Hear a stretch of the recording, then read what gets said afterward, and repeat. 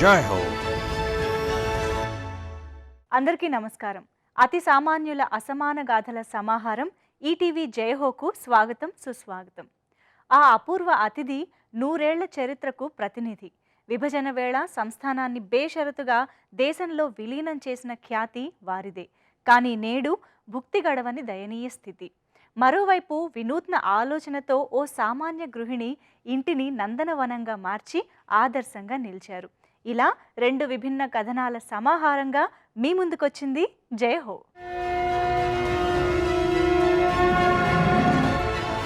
జై హో. దేశ విభజన వేళ పంజాబ్ రాష్ట్రంలో మలేర్ కోట్లా సంస్థానాధీశుడు బేషరతుగా మన దేశానికి రాసిచ్చారు. 100 ఏళ్ల ఆయన సతీమణి పూర్వ మహారాణి మునవ్వర్ ఉన్నీసా భుక్తి గడవక ఆదరించే దిక్కులేక ఒంటరిగా మగ్గిపోతున్నారు. జీవకటం ఎంత అసాధ్యమో ఈ శిథిల భవనం తలరాత అంతే. కనిపించే శిథిల శకలాలు ఈ భవనం కథ చెబుతాయి.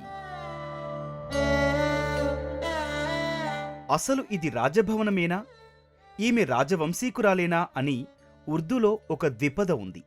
ఈ కవిత బేగం మునవ్వర్కు అక్షరాలా వర్తిస్తుంది.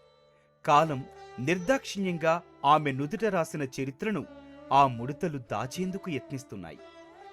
రాజస్థాన్లోని తాంక్ జిల్లాలో పెళ్లాడి తీసుకొచ్చారు. రాణి ముఖంలో అలనాటి మెరుపులు మహారాజు ఆత్మవిశ్వాసాన్ని పెంచాయన్నది నిజం. ఇక్కడ ఖాళీగా కనిపిస్తోన్న సువిశాల ప్రదేశం ముబారక్ మంజిల్ మహల్లో భాగమే. రాజుగారి ఏనుగులు, గుర్రాలు ఇక్కడ ఉండేవి. రాజస్థాన్లో కన్న తండ్రి అమీన్ ఉద్ దౌలా పులుల వేటను నిషేధించారు. ఈమె ఇక్కడేమో భర్త నవాబు ఇఫ్తార్ అలీ ఖాన్తో కలిసి పులుల వేటకు బయల్దేరేది. అంతటి ఘనమైన వారసురాలు నేడి శిథిల భవనంలో ఓ గదిలో తన చరమాంకపు రోజులు గడుపుతోంది. అదృష్టం కొద్దీ నాడు విధ్వంసక శక్తులు భవనంలో కొంత భాగాన్ని అలాగే ఉంచాయి. నవాబు సాహిబ్ కన్నుమూశాక ఈ రోజు దాకా ఇక్కడికి ఎవరూ రాలేదు. ఆమెకు సన్నిహితంగా ఉండే పటౌడి, సైఫ్ అలీ ఖాన్ కుటుంబాల నుంచి కొన్ని ఉత్తరాలు మాత్రం వచ్చేవి. ఇక జైపూర్ రాజకుటుంబంతో ఇప్పటికీ సంతోషదాయక సంబంధాలున్నాయి. బేగం స్వయాన రాజస్థాన్ వారే కదా. అయితే ఇప్పుడు అటు నుంచి రాకపోకలు అంతగా లేవు. నవాబు జీవించి ఉన్నప్పుడు కోట, బుండి, బికనీర్ మహారాజులు అతిథులుగా వచ్చేవారు. రాజ్మహల్ను ఒకసారి నిశితంగా పరిశీలించండి. ఓ మహారాజ్ఞి ఉండాల్సింది ఇలాంటి భవనంలోనా? ఏనుగులు, గుర్రాలు లేవు సరే, కనీసం నలుగురితో కూర్చొని మాట్లాడేందుకు చక్కని గదీ లేదు. ఆరు బయట ఓ మామూలు మంచం మీద మేనువాల్చింది. కప్పుకున్న ఆ మఖమల్ వస్త్రం ఆచ్ఛాదన ఇవ్వటం లేదు సరికదా, ఆమె పేదరికాన్ని దాచలేకపోతోంది. పంజాబ్ సర్కార్నే యహీ విశ్వాస్ దిలాయా. రాజమహల్ను ఆధునీకరిస్తామని ప్రభుత్వం మాకు హామీ ఇచ్చింది. బేగంజీ తన జీవితాంతం ఇక్కడే ఉంటారు. తర్వాత నవాబ్ షేర్ మహమ్మద్ ఖాన్ స్మారక చిహ్నంగా మారుతుంది. నవాబ్ షేర్ మహమ్మద్ ఖాన్ కి యాద్గార్ బనాయి జాయేగి. కాలాన్ని కదా, నేను ఆగితే కథ ముందుకు సాగదు. కొంచెం ముందుకెళ్ళి చూద్దాం. ఈ గది 1.5 శతాబ్దాల క్రితం ఎంతో అద్భుతంగా ఉండేది. ఒకే ఒక్క గది కావచ్చు. తనకు మహారాణి హోదా మళ్లీ వచ్చినంత సంబరపడ్డారు. కొంచెం ముందుకు వెళ్తే పెద్ద హాలు. పైకప్పు కేసి ఓసారి చూడండి, దాదాపు అంతా విరిగిపోయింది. స్వేచ్ఛగా సంచరించవచ్చు, స్వచ్ఛమైన గాలి. కాని ఈ గోడ ఎలా ఉందో చూడండి. అదాటుగా ఒక్క గాలి వీస్తే కూలిపోయేలా ఉంది. మహారాజు ఇఫ్తకార్ అలీ మునవ్వర్ ఉన్నీసాను నిఖా చేసుకున్నప్పుడు ఈ రాజభవనం వెలుగు వెలిగింది. ఆయన 1982 నవంబర్ 20న కన్నుమూశారు. గతాన్ని ఒక్కసారి వీక్షిద్దాం.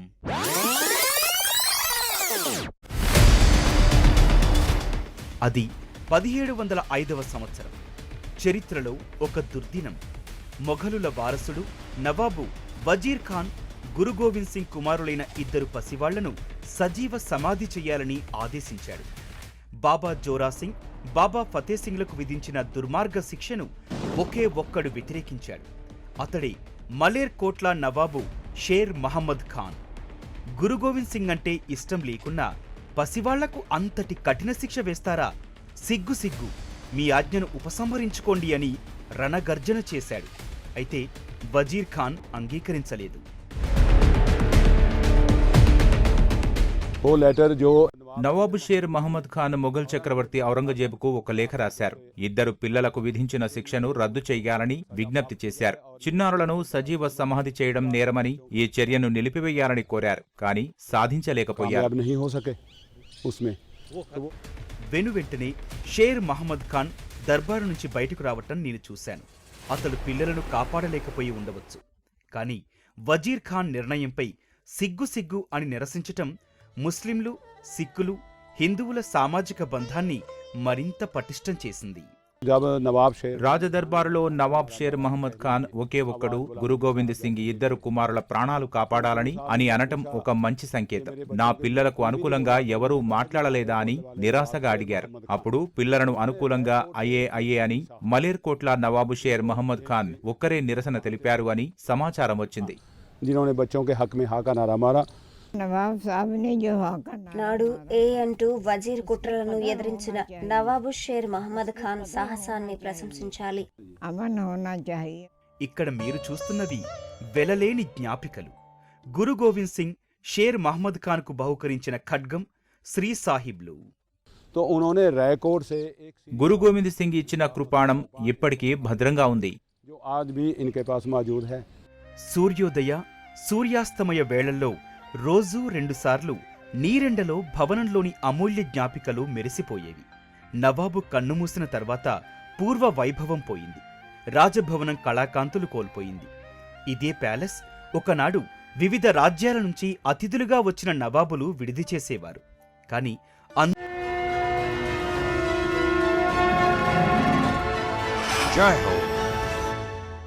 వంటింటి వ్యర్థాలతో అద్భుతాలు చేస్తున్నారు నల్గొండలో ఓ గృహిణి. సీడ్ పేపర్ సృష్టించి సేంద్రియ ఎరువు తయారీ చేపట్టారు. ఆమె చేతిలో విత్తన కాగితం కంపోస్ట్ ఎరువుగా మారుతోంది. అందులో విత్తనాలు మొక్కలుగా మొలిచి పర్యావరణ స్పృహ పెంచుతున్నాయి.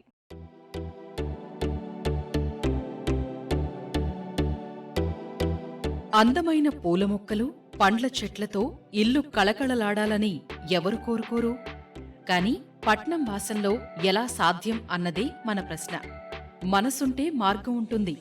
అభిరుచి ఉండాలే గాని బాల్కనీలోనే ఉద్యానవనం సృష్టించవచ్చు. దానికి కాస్త శ్రద్ధ, ఏకాగ్రత అవసరం. కుండీల్లో మొక్కలు వెయ్యాలి. అవి పెరగటానికి ఎరువు కావాలి. ఇందుకోసం ఎక్కడికి వెళ్లకుండా ఇంట్లోనే ఆ ఎరువులు తయారైతే? ఈ ఆలోచన వచ్చిందే తడవుగా ఆచరణలో పెట్టారు అరుణజ్యోతి లోఖాండే. వంటింటి వ్యర్థాలతో సీడ్ పేపర్ రూపంలో సేంద్రియ ఎరువు తయారు చేస్తున్నారు. ఇంట్లో పనికిరావని పారవేసే వ్యర్థాన్ని సేకరించాలి. తర్వాత అందులో వేపాకు పొడి, బెండకాయలు కలుపుతాం. సేంద్రియ ఎరువును కాగితాల రూపంలో తయారు చేస్తున్నాం. కాగితాన్ని కొన్ని పర్యాయాలు సూక్ష్మజీవులు తినేస్తాయి. అలా నష్టపోకూడదనే వేపాకు పొడిని కలుపుతున్నాం. इसको खाते खाते जो कीटाणु रहते हैं ना वो कीड़े వ్యర్థాలలో పీచు పదార్థం అధికం. అందువల్ల ఆ గుజ్జును ఒక చోటికి తేవటానికి బెండకాయ గుజ్జును మిక్స్ చేస్తాం. ఒకవేళ బెండకాయలు దొరక్కపోతే మందార ఆకు వాడవచ్చు. स्नाने के लिए नेचुरली मैं ओकरा का इस्तेमाल कर रही हूँ. नहीं बोले तो आपको हाइबिस्कस के लीव्स भी ले सकते हैं. తడి చెత్త వ్యర్థాలను సద్వినియోగం చేయడానికి సీడ్ పేపర్ల తయారీ ఒక పరిష్కారం.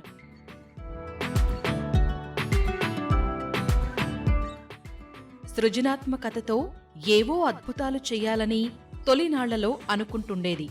పండ్లు, కాయగూరల వ్యర్థాలతో కళాత్మక వస్తువుల తయారీని అమ్మ దగ్గర నేర్చుకున్నారు.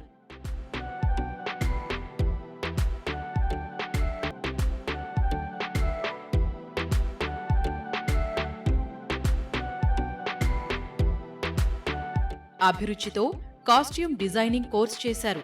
భర్తకు బట్టల దుకాణం నడపటంలో సహాయపడేవారు. ఒక అనుకోని సంఘటన ఆమెను తీవ్రంగా కుంగదీసింది. అందులోంచి బయటపడటానికి కొత్త ఆలోచన ఉపయోగపడింది. భర్త కూడా ప్రోత్సహించారు. ఆఫ్టర్ మ్యారేజ్ उसके पास ये था స్కిల్స్ थे. ఆమె దగ్గర కళా నైపుణ్యాలున్నాయి.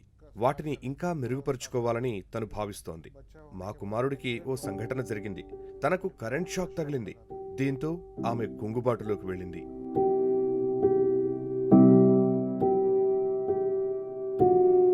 తరువాత తన దృష్టి మళ్లించడానికి తనని పై చదువుల కోసం ప్రోత్సహించాను. తను కూచిపూడి నృత్యం నేర్చుకుంది. ఆ సమయంలో తనలో ఉన్న నైపుణ్యాలు వెలుగులోకొచ్చాయి. మట్టి గణేష్ మొదలు అనేక కళాత్మక బొమ్మలు, అలంకరణ వస్తువులను తయారు చేసింది. తను భవిష్యత్తులో మరిన్ని సీడ్ పేపర్ల తయారీకి ప్రణాళికలు వేస్తోంది. अभी इसका फ्यूचर प्लान्स है तो सीड्स कर रहे हैं. అరుణజ్యోతి ఇంటిని తన అభిరుచిని అద్భుతంగా సమతౌల్యం చేసుకున్నారు. ఈ వంటింటి వ్యర్థాలతో పునరుత్పాదక వస్తువుల తయారీ అంత తేలిగ్గా జరగలేదు. ఆమెకు తొలి రోజుల్లో చాలా ఇబ్బందులు ఎదురయ్యాయి. ఓ విశ్రాంత అటవీ శాఖాధికారి సహకారంతో అరుణజ్యోతి తన ఇంటిని ఉద్యానవనంగా మార్చుకున్నారు. When I was DFO Social Forestry in Nalgonda, నేను నల్గొండ జిల్లా అటవీ శాఖ అధికారిగా పనిచేసినప్పుడు గమనించాను. పర్యావరణ హితమై ఎన్నో ప్రయోగాలు చేశారు. for example, from waste paper, she used to make ఆమె వేస్ట్ పేపర్తో ఉపయోగకరమైన పీటలు, కుర్చీలు చేసేవారు. హోలీ పండుగ సందర్భంగా ఆమెకు సహజ రంగులు ఇష్టం. ఆకులు, పూల నుంచి వాటిని తయారు చేశారు. these flowers and leaves for your holy and all that. So she got that concern and ఈ క్రమంలో తన దృష్టి పర్యావరణ హిత వస్తువుల తయారీ మీద మళ్ళింది. దినపత్రికల్లో చూసి ఆమె కృషిని అభినందించేవాణ్ణి.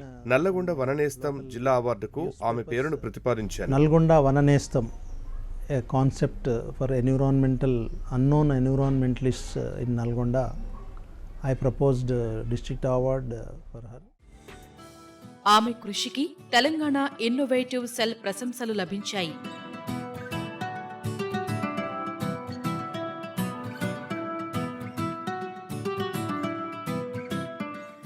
సీడ్ పేపర్ కంపోస్టు ఎరువు ఆమెకు ఎంతో పేరు తెచ్చింది.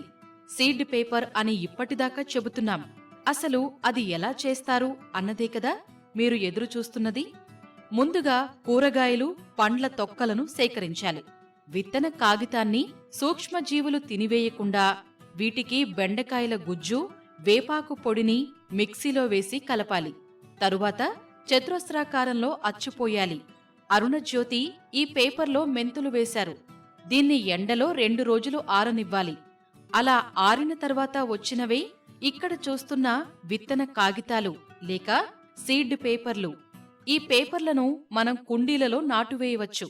కొద్ది కాలానికి అవి మొలకెత్తుతాయి. విత్తనాలున్న సీడ్ పేపర్ సేంద్రియ ఎరువుగా మారిపోతుంది.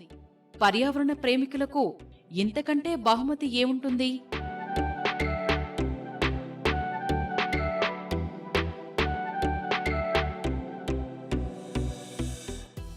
తడి చెత్త నిర్వహణపై ప్రభుత్వాలు, అంతర్జాతీయ సంస్థలు రీసైక్లింగ్ నుంచి ల్యాండ్ ఫిల్లింగ్ ట్రీట్మెంట్ దాకా అరుణజ్యోతి చూపిన అద్భుత పరిష్కారం వైపు ఆలోచన చెయ్యాలి. ఆమె సూచించిన పరిష్కారంతో అందమైన పండ్లు, పూల మొక్కలతో ఇళ్లను ఆనందవనాలుగా మార్చవచ్చు. పచ్చదనానికి పచ్చదనం, స్వచ్ఛమైన ప్రాణవాయువు లభిస్తుంది.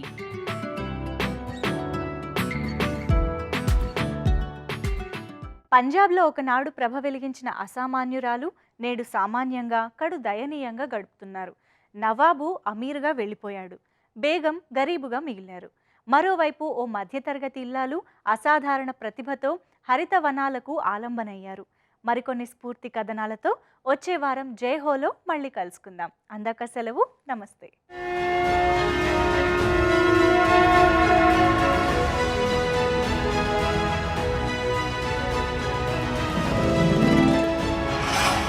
జై హో.